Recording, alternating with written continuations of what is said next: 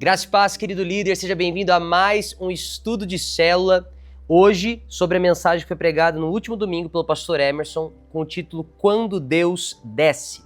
Aqui eu coloquei dois textos base, porque como você deve ter percebido, a gente fez bastante comparações entre o texto de Gênesis, da Torre de Babel, e o texto de Atos 2, que é o Pentecostes. Então, o texto base vai ser tanto Gênesis 11, 1 a 9, e Atos 2, do 1 ao 7, eu coloquei aqui, e 41.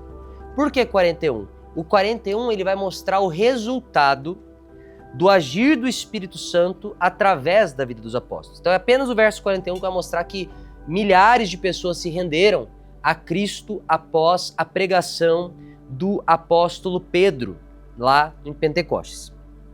Aqui você vai ter um pequeno texto que vai trazer um resumo daquilo que nós vimos dentro da mensagem do pastor Emerson, principalmente a ideia de que a Torre de Babel, ela é, vamos colocar aqui, um ato egocêntrico do homem, antropocêntrico.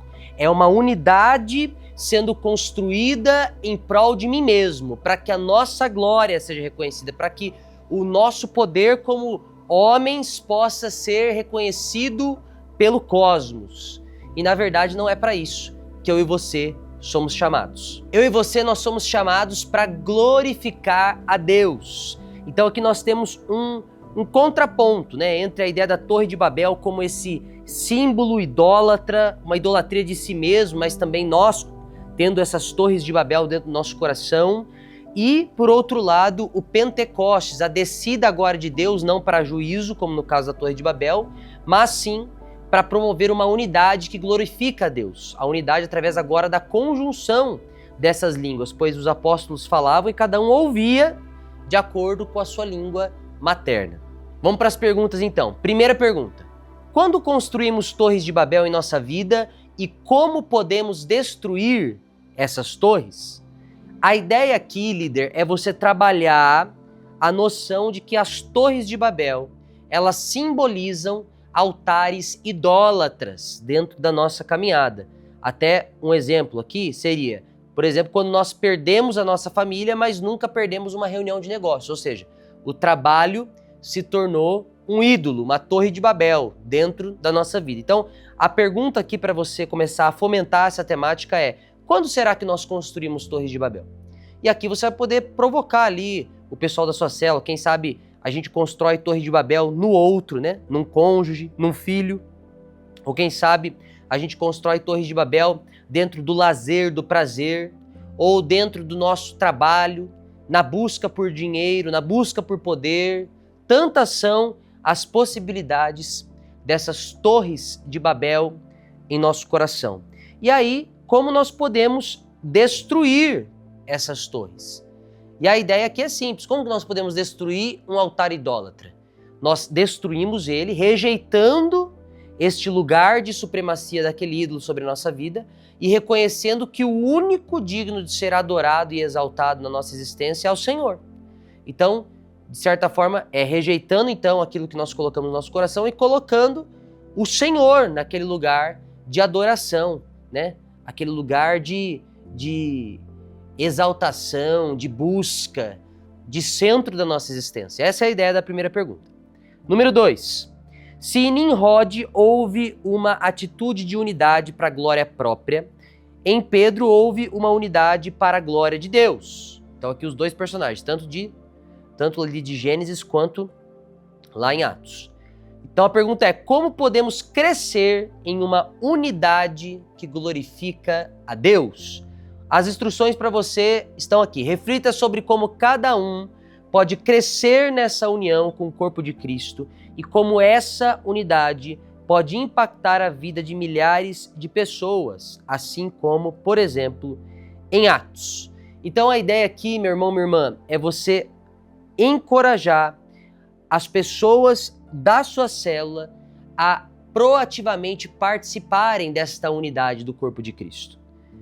Nós precisamos de uma vez por todas eliminar a ideia desse cristianismo lobo solitário, aquela ideia de que, não, eu sou a igreja sozinho. Não, nós somos a igreja em unidade quando estamos juntos glorificando ao Senhor em unidade. Isso é ser igreja. Então a ideia aqui é encorajar essa visão, essa cosmovisão de eclésia, de igreja, de corpo, e também mostrar e conversar sobre como a unidade dessas pessoas pode impactar, por exemplo, a cidade de Londrina. Mas vamos começar, quem sabe, de uma forma um pouco menor. Como que a unidade de uma célula pode, por exemplo, impactar a família de alguém da célula? Pode impactar as amizades de alguém da célula. E aí sim nós vamos expandindo, né? A ideia da igreja é justamente essa, que possamos em conjunto ser luz e impactar a vida de outras pessoas. E por fim, terceiro aqui, a história da Torre de Babel e de Pentecostes nos ensinam que a verdadeira felicidade vem em viver a realização dos projetos de Deus e não em viver só para realizar os nossos projetos pessoais. Na sua opinião, como podemos alinhar o nosso coração cada dia mais e mais para sonhar e realizar os projetos de Deus? Então perceba que essa pergunta ela tem primeiro uma fase mais contemplativa, reflexiva, que é trazer à tona a ideia de que nós vivemos para glória do Senhor e não para a realização de sonhos próprios. Não que você, meu irmão, ou o pessoal da célula não possa correr atrás dos seus sonhos. A ideia é que esses sonhos não podem se tornar também torres de Babel em nossa vida. Precisamos compreender que o nosso fim último é alinhar o nosso coração com o Senhor e realizar, sim, o plano macro de Deus para a humanidade. Aquilo que Ele nos chamou a fazer.